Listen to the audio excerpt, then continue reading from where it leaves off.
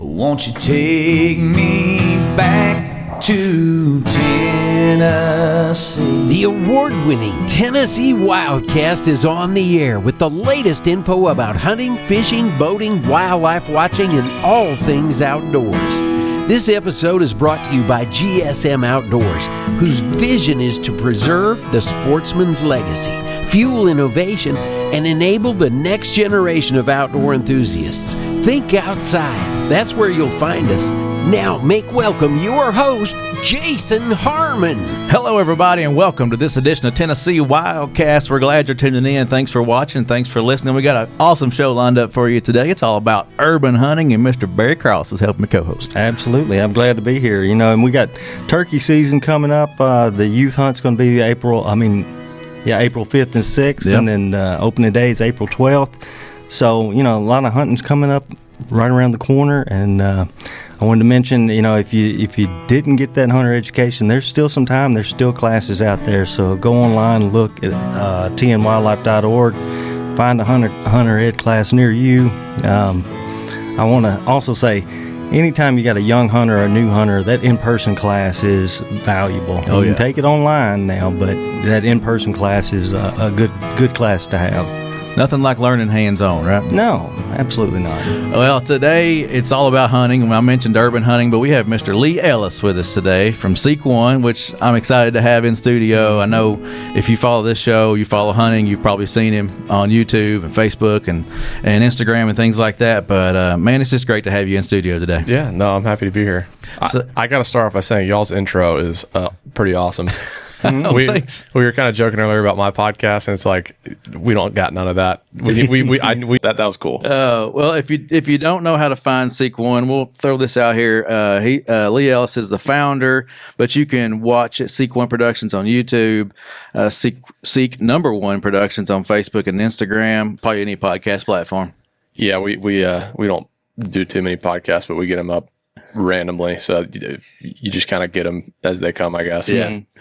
I enjoy doing it. I love having conversations with people, so I'm excited to be here and just kind of talk about random nonsense. I'm really ADD, and there's a lot of really cool artifacts in this room. Yeah. So I'm like already just like looking around and just like, man, I have so many questions. But well, yeah, I mean, your story to me is interesting. Your background was really fishing, and someone introduced you to hunting, and that made a difference. Yeah, I'm probably the last person, I guess maybe you'd ever think that now would do this for a living, like that you'd ever guess, you know, like starting out as a 16-year-old, it's like, you know, I was just a kid from the city.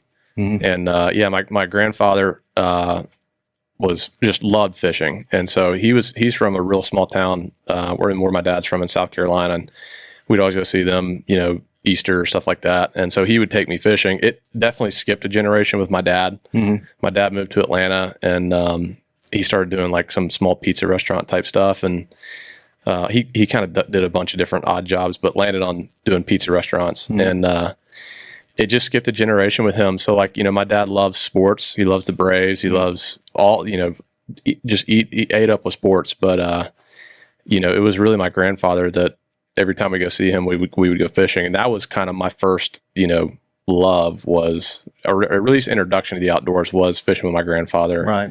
And then when I was old enough back home where my parents would let me walk to our neighborhood pond, you know, I kind of started doing it on my own there. Mm-hmm. And then the hunting just kind of came around because of a friend, or? Yeah. I mean, so the hunting thing was, you know, I always loved the outdoors. You know, fishing was the first thing, but I was always interested in hunting. Didn't have any opportunities. You know, I didn't have like a family farm or anything like that. And my buddy Drew, I think it was like 8th grade. He transferred over to my school, and we were like in the same homeroom. And we actually, it's funny, we got detentions the first like 5 minutes of knowing each other. We got a hooligan in here. Yeah. So we just kind of became buds. And, you know, he comes from a hunting family. They had a place in Georgia that his family had. And, you know, we just became friends and had a little bit of hunting, you know, experiences at his place. You know, but it wasn't anything beyond just kind of going and having them like, hey, you know, you sit here. Like, it was not on my own at all. Mm-hmm. And it wasn't until, you know, we were we were always driving to school really early in the mornings, and then we'd always have like football or baseball or something. And so we were driving home late at night. And it wasn't until, I was 16 and, honestly, it was probably, I guess it was 16. And I noticed like the first deer I ever saw. It's late at night. And, it was just like walking down a driveway. And I was like, my mind was blown. I was like, I just saw a deer. Wow. Like in Atlanta, I just saw a deer. Yeah. It's crazy, and, it was a cool thing. But then Drew and I were fishing, months later, and we were like below this pond dam or whatever, and there were rubs. It is obliterated. I mean, this place was like obliterated. I had no idea what it was. I didn't even know what a rub was. Drew's like, dude, oh my gosh, look at all these rubs. Like, these are huge. There's they're everywhere. Like, and I was like, I had nothing to kind of reference it to, so I didn't know it was a big deal. But he was like assuring me it was. There's just a lot of sign, and we just started kind of door knocking and sort of stumbled our way into it from there. But I just definitely shouldn't be in the hunting industry. Well, I mean, that love, that interest that you got early on, I mean, that led you to camera work, that led you to YouTube, and I mean, how does one get into that? I mean, I've gone out and tried to shoot video myself. That's a lot of work. Oh yeah, it is. Yeah. I mean, it's not an easy thing, but you took it and made it more and more and more. I guess the biggest question I got is urban hunting can't be easier than going and hunting anywhere else. It's got to be harder. And then you're trying to film it. Yeah. So I never really will. I would never say one is more difficult than the other. They all have their own different sets of challenges because, I started in the suburban stuff. I've done a lot more since, and I've experienced a lot of different styles of hunting, have dabbled more in public land a little as of late, and in a lot of different states too. So I've kind of branched out from the suburban small property game, and there's massive challenges on both sides. Right. There's definitely advantages to suburban hunting, tight funnels, things like that. But there's also advantages to public and not having that kind of gateway of like, I've got to get somebody to tell me, yes, I can hunt before I can hunt. You can just hunt. Yeah. That was one of the beauties of it. That's what I thought was the biggest challenge for any kind of urban thing. I mean, there's a lot of deer in urban areas. Oh yeah. But getting that permission is difficult. It's like if you can put the work in and unlock the right areas, it can be those like honey holes that you hear about. Yeah. But again, it's like there are so many dynamics on the urban side that you just don't have to deal with, like in the rural and public stuff. That's why I've honestly been more drawn to more rural and more like public land type stuff as of late, because I'm literally just like almost exhausted from like all the can imagine drama of the small property game. Well, there's stuff. a lot of travel. I mean, scouting on small urban areas seems like it would be a nightmare because you got to find them. Yeah. But when you go to public land, it's kind of like wide open for you. That's what I've enjoyed the most about just like trying some different public is like you kind of get the adventure back. You miss that in the urban stuff because it's like you get an acre and you're like, yeah, we got an acre, and it's like you can explore it in like 5 seconds. So it is always intriguing to like put a camera out and see what's using coming through that 1 acre. Right. But the adventure that you lack that adventure in the suburbs. You kind of gain that. And that's what I've loved the most about doing some of the public stuff is like, you can just go and go and go. And it's the addiction on the public thing is more like you found a good area and you're exploring. It's like, but what's over there? You just like, I'm going to go check over there. Better, yeah. And then it's like, I'm going to, I'm going to check over here. And it's like the adventure of just kind of the exploration, I guess. So it's the suburban stuff is not for everybody. I didn't choose to be born in Atlanta. I just happened to be born there, and we kind of made the most of what we had. You said like the love of it earlier, and it's like I think the love is the same for pursuing wildlife and hunting. And even though it's like you're still hearing leaf blowers and stuff all around, you're still able to get lost a little bit and get away from the like craziness of the city a little bit, you know, in the small property game. But like the love for pursuing animals and that chase, like that's something that I think you're born with. You know, I just happen to be born in Atlanta as to some guy that was born in some other state that hunts public, or, you know, whatever, kind of the opposite end of the spectrum for hunting. It's like, I think we were born with the same passion. Yeah. We just happen to be born in different places and different backgrounds, you know, things like that. But yeah, I would never, if someone asked me that which one's harder, I don't have an answer. It's totally dependent on the situation, and there's pros and cons to both. Well, speaking of public, talk about the 188 inch deer that that was amazing how you got up on that deer and just to see so tight, so close. I know you can't tell the whole story because it's long. I watched the whole video, but it was just amazing to watch you get that close and that tight to that deer and wait on him to get up, you know? Yeah, it's tough. That was, I mean, it's hard to pick one, but that has to be probably my favorite, like, whitetail hunt of my life. I think part of it is a lot of our style has been, and that's kind of where we got the name. It's part of where the name Seek One comes from. Is like we really love telling the story of one deer and like what it takes, the effort and time to go all in on like one animal. And on the flip side, the public land deer was like, I knew that deer for a few hours and that was it. I knew nothing about him. Yeah. And it's just like an experience that I've never had yet. And it was like the credit goes all to Cody Cooper. He was the camera guy that captured it all.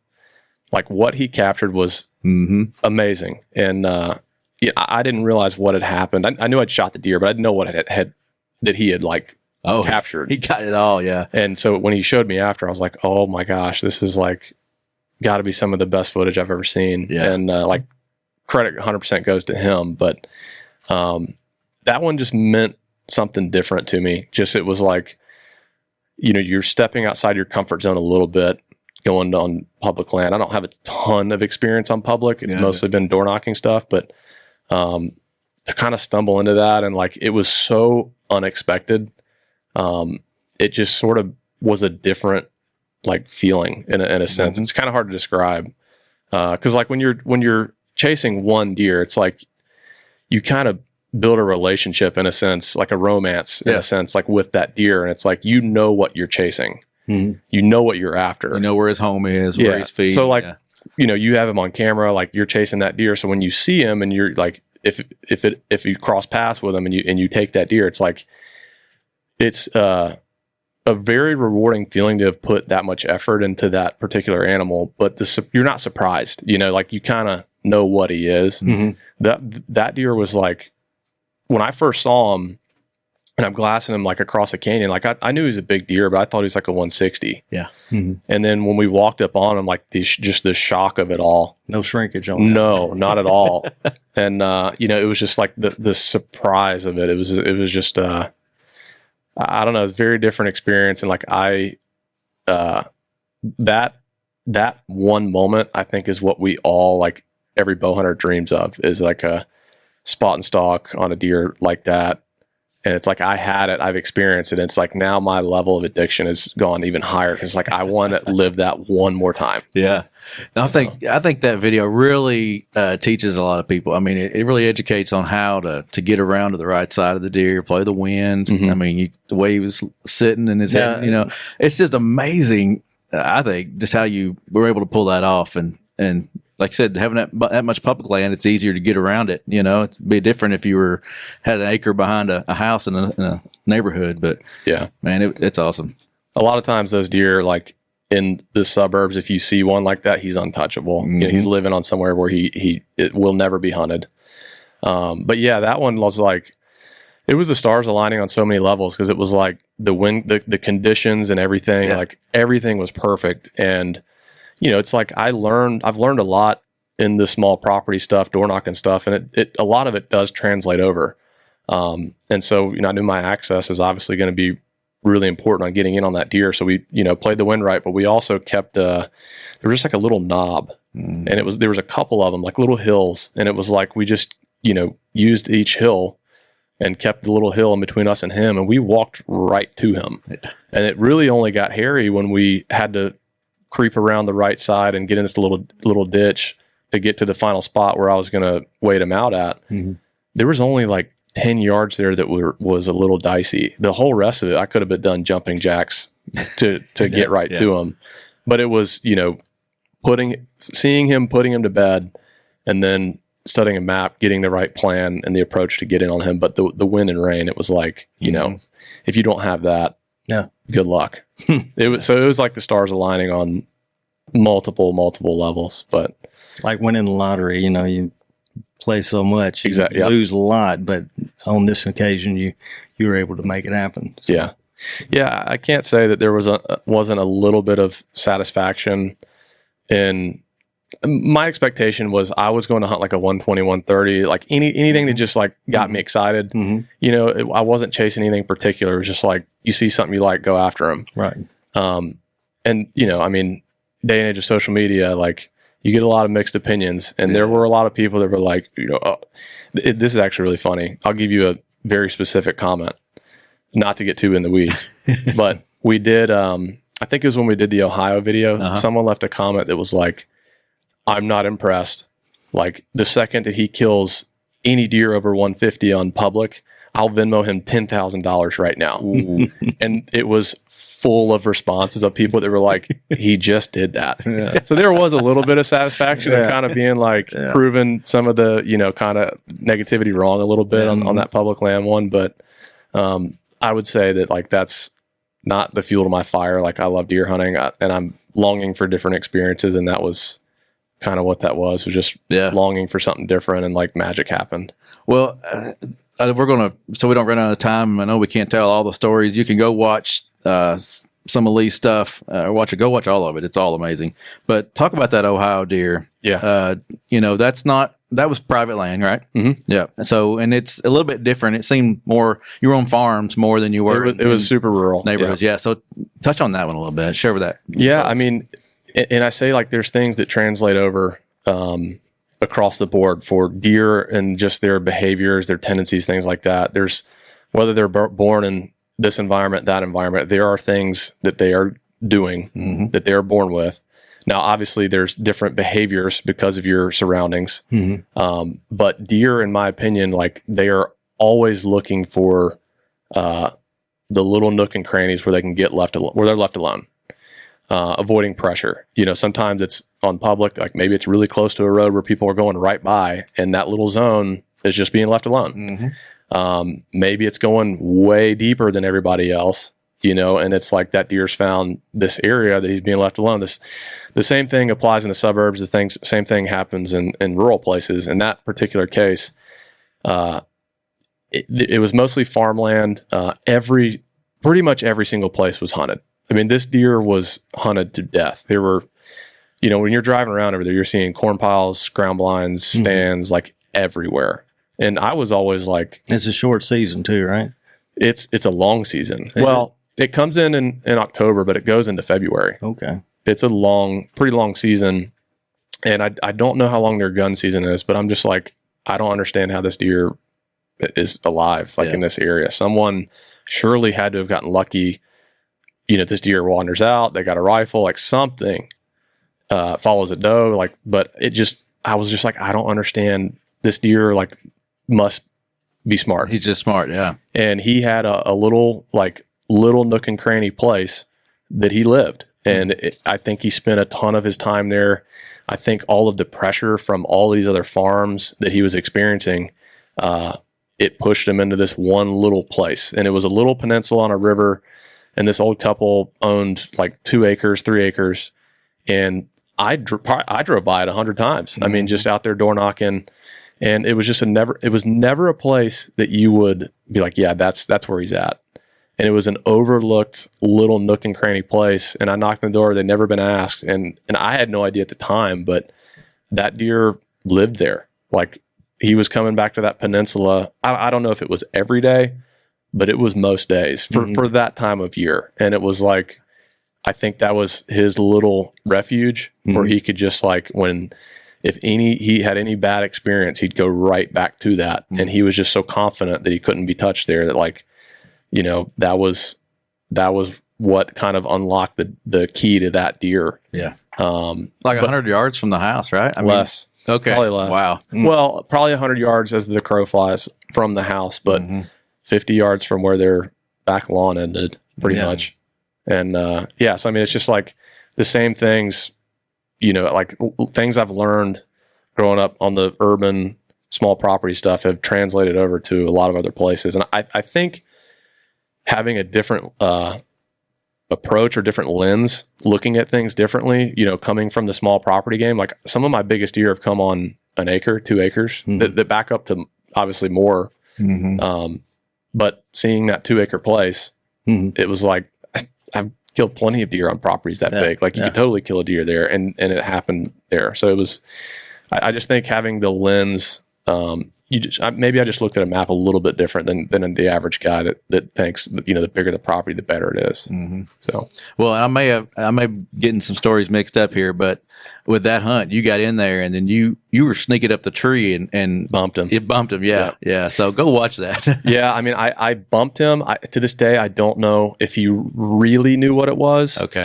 But I think that he was so confident there that he felt untouchable, that he's like, it doesn't matter if you come in on me and you bump me again, like I'm gonna know when you're here. So I just think it was his spot where it's like, even if you're trying to get me, I'll see you before you can. So I'm gonna come back here, like I know I'm safe. And you know, so the first time I went in, we bumped that deer. I don't know if he saw us, heard something, or like what it was, but yeah, first try we bumped him, and then the next one we got in super early and beat him coming back in to his bed. Awesome. Yeah. So, well, go watch these hunts. They're awesome. I mean, to me, you're a humble guy. You yeah, it really is. You really have a lot of deer knowledge, although you say, nah, you know, I don't. But you do. And, you know, do you still see yourself learning, or are you at the point where you're passing along to other people? Or yeah, so I'm definitely trying to pass on as much as I can. I think the second you stop learning is the second you stop advancing and becoming a better hunter. Like I've always, it's kind of funny you say that. Like I will talk to, is actually a friend of mine, Bill Thompson, that told me this recently. He's like, you will talk to somebody as if you've never deer hunted before. And he's like, I never really knew this, but he's like, you ask a lot of questions and you're just like learning from other people. And so I don't have it all figured out. I do know a lot about deer, but I do not have them figured out. And I think the second you have that, you just kind of block that mentality of like, nah, I got it figured out. You know, I don't need to learn anymore from anybody else. Like that's the second you quit becoming a better hunter. Like I'm advancing and becoming better at every year. And it's because I'm hunting with other people that have more knowledge in other places. Like I hunted with some buddies in Pennsylvania, which is big woods, real mountainous. And it's like, I've only hunted there a couple times. I'm not going to roll into camp and be like, hey, you should go do this. I'm asking them questions like, hey, you know, what are you seeing deer do this time of year? Like, you know, trying to get information as much as I can. It's like, I think that being a sponge is like the most important thing with anything really that you want to master. Like I learned from these deer year after year after year of just like things they do. You know, they're like people and that they have personalities, and nobody is the same on planet Earth. Everyone's got different things that make them who they are. Deer are the same. I think that like I always like find a new deer that I kind of like pursue, and I'm like, why is he doing this? Like he's not doing what the last deer did. Like they're all kind of doing different things. I think their upbringings are different. So like things they've experienced them are causing certain different tendencies and things like that. But no, I think like being a sponge is probably one of the most important things, like to becoming a better hunter for sure. Absolutely. Well, tell us about your co-founders. You mentioned Drew, but Kendall as well. Kendall, yeah. Shout out those guys. That just Kendall's like the team mom. You know, he's a little bit older. He's got kids and a wife. Drew's actually right now having his second child. Awesome. So he won't be up at the show that we got going on. But Drew and I became friends in 8th grade. Just kind of started the door knocking thing, and then there used to be some this was really before Facebook and social media. There was just online forums. So we'd always go to these forums, and it was a very small group of guys that did the suburban hunting at the time. Kendall was one of them. Another guy, Jay Maxwell, was another one of them, and just kind of exchanging messages on this forum, just hit it off and became friends, and just kind of shared that bond of hunting and doing the small property game. And there's a big network of us now that all do it. And it's really fun just to tell stories and hear stories and stuff. But again, ADD, I jump around a lot. But back to your point of with picking up a camera and filming hunts, Drew is really creative, and he was we both kind of were there were crazy stories that were happening in the suburbs, and it was something you'd never seen on TV or anything like that. It was man, we've got to tell one of these stories. These stories are really cool. Yeah. And so Drew bought a camera and was I'm going to document, you hunting for a year, and posted our first kind of trailer video, and it was received well, and it kind of snowballed from there. So, wow, what year was that again? 2015. So we're coming up on 10 years now, which is cool. Awesome. Yeah. Amazing. Well, I think it's awesome, and how you're branching out into new properties and public land, and we didn't get to it, but the master class, you can find that on your website, sequinproductions.com. Yes, sir. Awesome. The master class where they're sharing this information with everybody, just getting it out. So door knocking is it takes a lot of confidence, and we just give some pointers on how to be confident in door knocking. Yeah. So I think it's awesome. And then the Venison Project, thevenisonproject.org, go check that out. Yep. Y'all did had a session or a powwow here in Tennessee this past year. We did. Yeah. So I think that's cool. That was awesome. Yeah, but we want to donate deer and feed people in need. Yeah. From some of these overpopulated places. So that's kind of the nonprofit we run to do that. He's a real nice guy. Isn't he? Very nice, yeah. I'm gonna be honest. I thought this was a sting operation. Hey guys, come on into the DNR office. We just want to talk. Just want to talk. No, I think a lot of parents, kids respect you. I mean, you got a great. What's the word I'm looking for? You look great online. I mean, you got that good example for good kids, presence, for good presence, for kids, adults, and everybody. So I appreciate what you're doing online. Thank you. It could be a lot worse. I mean, there's a lot of stuff out there. So for sure, we try to do it the right way, the best we can. Yeah. We're not perfect, but we try our best. Yeah, so it's good stuff. Well, this is Tennessee WildCast. Thanks for tuning in. Thanks for watching. Thanks for listening. Keep coming back, and we'll see you next time. Stay connected with TWRA by visiting our website at tnwildlife.org and follow us on Facebook, X, and Instagram. You can invest in Tennessee's wildlife future by purchasing a license at GoOutdoorsTennessee.com. That's GoOutdoorsTennessee.com.